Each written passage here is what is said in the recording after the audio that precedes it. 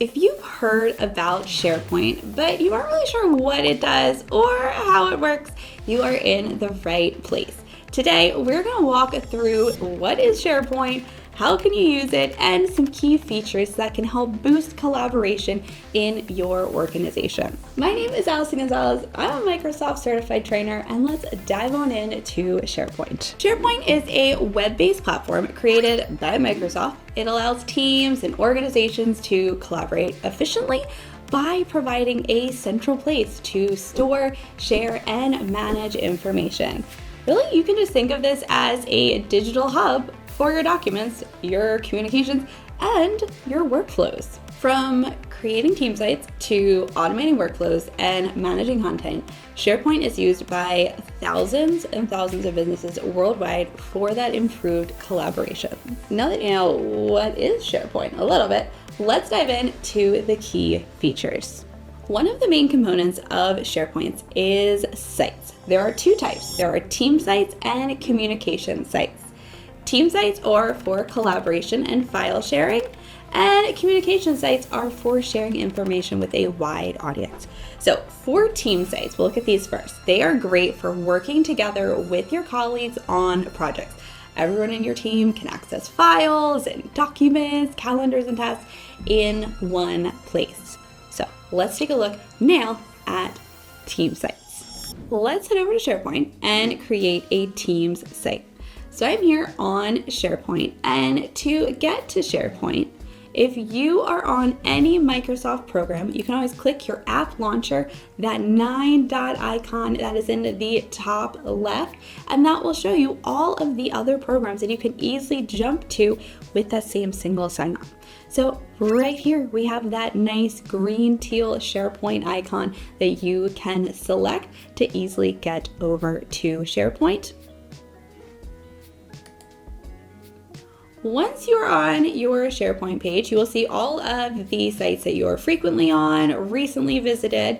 Let's go ahead and we're gonna just start from scratch, and we're gonna create a Teams site together so you can see all parts of the process. So in that top left corner, almost right underneath of the SharePoint name, is Create Site. So we're gonna click that plus sign. And now this is where you get the option. I can decide, do I want to have a team site or a communication site? We're gonna start off with the Teams site. So here on a team site, we can see we can create a private space to collaborate with your team. Now we have a variety of templates over here. And this really allows us to have a fantastic starting point, and really, so you don't have to write the code and design the entire thing from scratch. You can find the closest template to what you're looking for.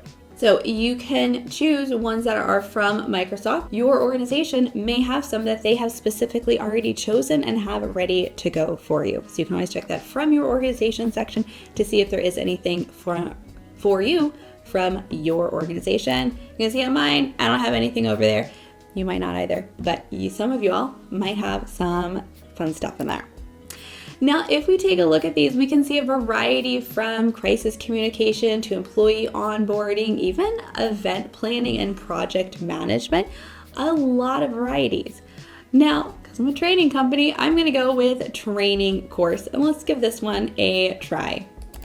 Now for each template that you choose, you will see a little bit about what that site is structured to create, what you get. We get one page, one home page with this. Let's go ahead and use this template. And we need to give our site a name. I'm gonna call this Awesome Training. You can, of course, give the site a description. Definitely beneficial for your end audience to know what's going on here. Whatever is the site name, by default, that will also be the specific group email address for this one.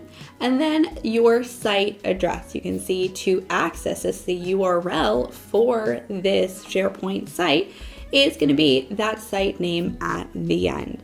You can modify that, but I think it stays nice and cohesive to have that the same all the way through.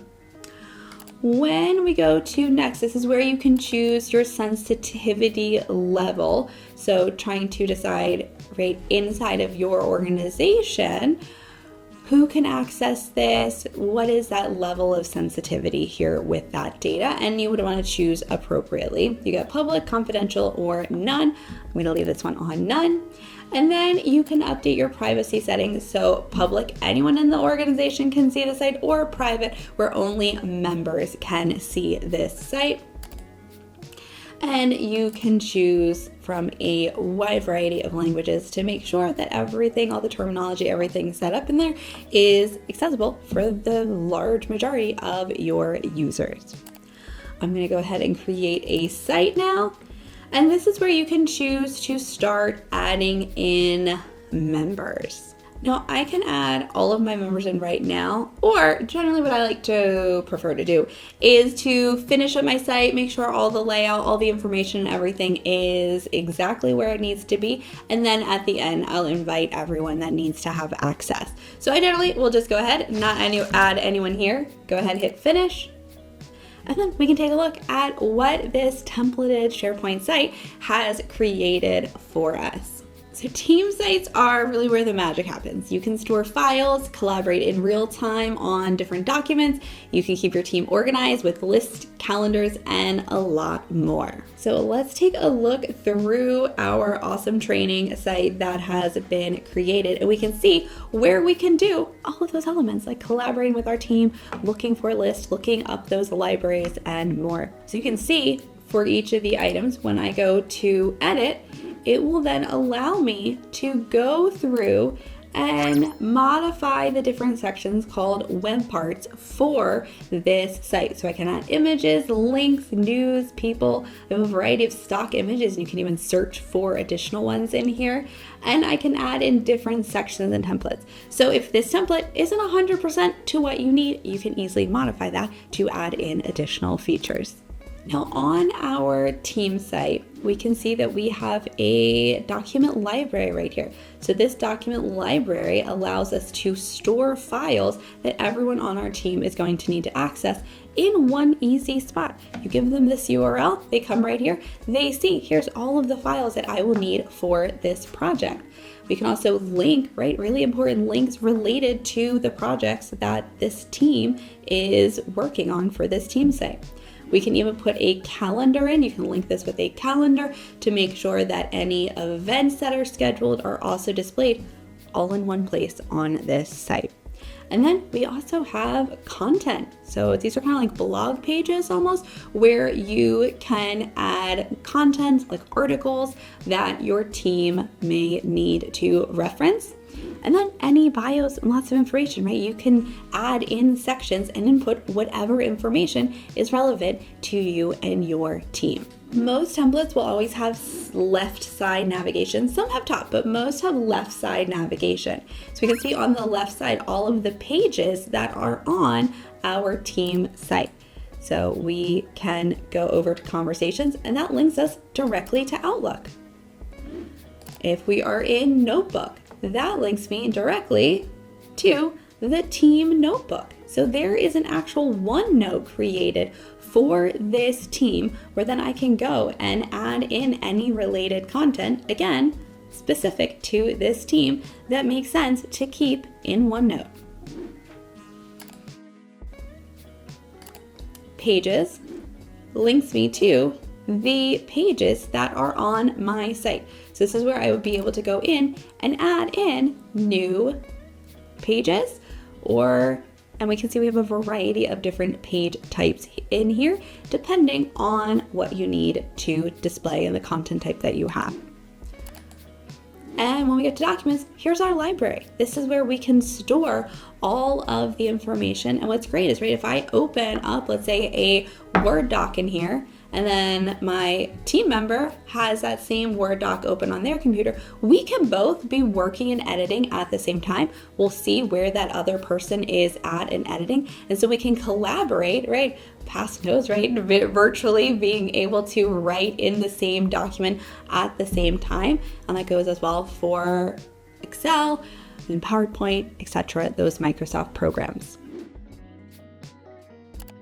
Now that we see what a team site looks like, let's now take a look at communication sites.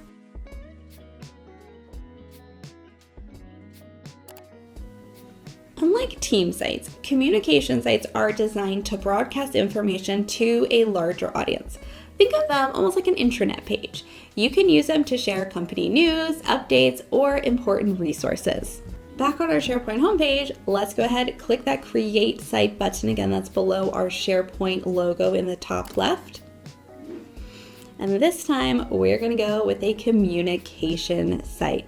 We see we're creating a portal or a subject-focused site. So when we take a look at the templates that we have here for communication sites versus the ones we're looking at for team sites, we can see that the layout is more structured for content sharing. So we can customize that to fit our brand and organize content in a really appealing way.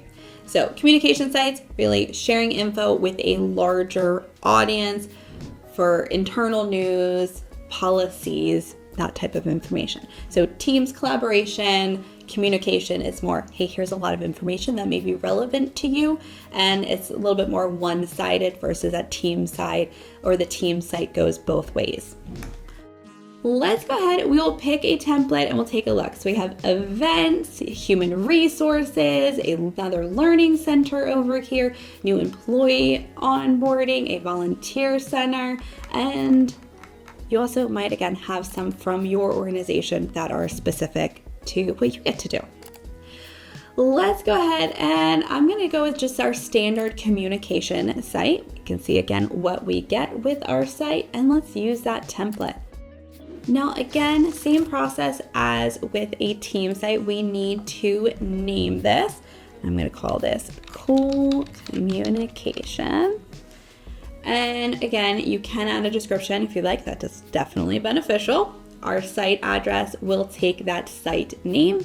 Notice what we don't have that email address that we got with our team site. Let's go ahead now and hit next. Again, we get to choose our sensitivity, which is that public, confidential, or none, and you are selecting a language. We do not have our other field that we looked at for Teams where we chose whether this was public or private, because again, this would be for a larger distribution of data rather than Teams, which is more of that, group collaboration. Let's create our site. And here we go. So this one, you can see has a nice little top navigation. I can go over to edit just like I could with my team site, and that would allow me to modify all of the sections that are inside of this site. If I want to change images, text, placement of anything. And in here we can see we have posts. So you really get to be a little bit of a web designer when you are creating these SharePoint sites. Harkens back to my past experience, but you definitely do not need previous or current experience designing websites. You can really just think of what makes sense for you as a user to navigate these sites in the best way. How do you like finding this information? And then get feedback from your team and other people that may be using the site to make sure that the content that you are displaying is easy to find, that they have everything that they need.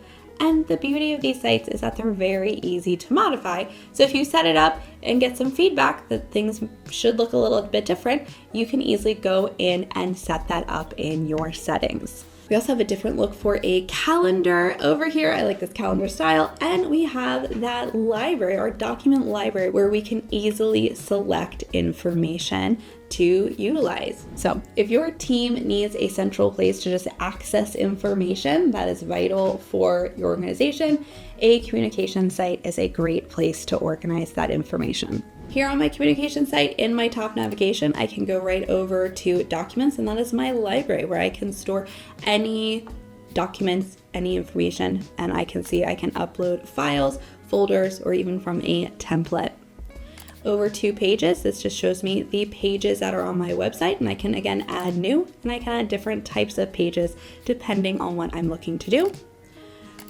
Insight contents, that just gives me pretty much everything that is on this communication site. So I can see documents, templates, site assets, events, and more.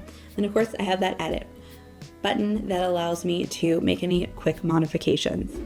Now with our site access, this is where after you're done with your site structure, you've gotten feedback from a few users, you can then really add in everyone else that needs to access this site. So my suggestion always, get the site up first just for you, get it looking where you need it, where you think it looks great. Add a few people in, get their feedback, make sure that things are set up appropriately, make any tweaks that you need, and then add in all of your end users. So whether you're using team sites or communication sites, SharePoint keeps your information organized and accessible. Next, let's move on in to document management. One of SharePoint's most powerful features is its document management system. You can store, edit, and share documents directly within SharePoint, which makes collaboration seamless. So I have up a document library inside of a SharePoint site, and let's go ahead and add in an element. Now you can upload with this upload button that will give you your you can look for a file or a folder. They'll bring up that file navigator so you can look around your computer. You can also drag and drop. So if you have a item right on your desktop on a folder somewhere and you want to store it over here, all you have to do, drag and drop it into your library space and you will see that upload. Now, if you're uploading a larger item, you will see that upload towards the top right side where you can pop that out and it will show you the progress of how long that item is loading. And again, if you have a really large item, it may take a little bit of time just to get that all uploaded safely, securely, but you will see and can track its progress in this progress pane that you can pop up from your downloads. But now I can see those exact items right here. I can click and you will see it will push me to whatever the web version of the program of the file type that I'm opening. So for an Excel file, right, it pushed me over to Excel on the web to open this file. And then if I would like to download this to work natively on the desktop with that, in my editing, right, I can go to open in the desktop. Also really handy is that SharePoint tracks version history, so you can easily restore previous versions if needed. How many times, right, you're editing something and you make a change and then you go to hit undo and you're like, oh no, I can't undo past this certain point and this file is totally gone, it's totally messed up, whatever it might be.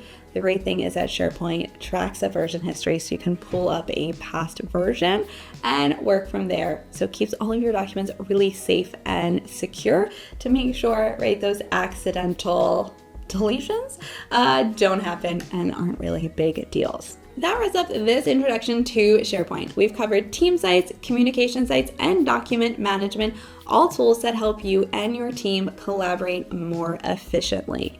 Now, if you are interested in learning more about SharePoint, I have a SharePoint class on our Pragmatic Works on-demand learning platform that covers this and a whole lot more. So hopefully I will see you over there. I've got a discount code and I will have that listed below for you if you are not already a member on our on-demand learning platform. We'll also be having a whole SharePoint series. So look forward to a lot more videos coming your way that will help you understand all of the facets of SharePoint, what you can do with it, what are the best ways to handle all of the aspects and different elements inside of SharePoint. And of course, if you have questions about SharePoint, drop those below in the comments. That way I can get some more ideas, see what you are interested in learning, and make sure we have content ready for you. So don't forget to like this video and of course subscribe to our channel to make sure you are getting all of the videos that we put out, which are all about content on Microsoft and the Power Platform. And hopefully I will see you right here for our next SharePoint video.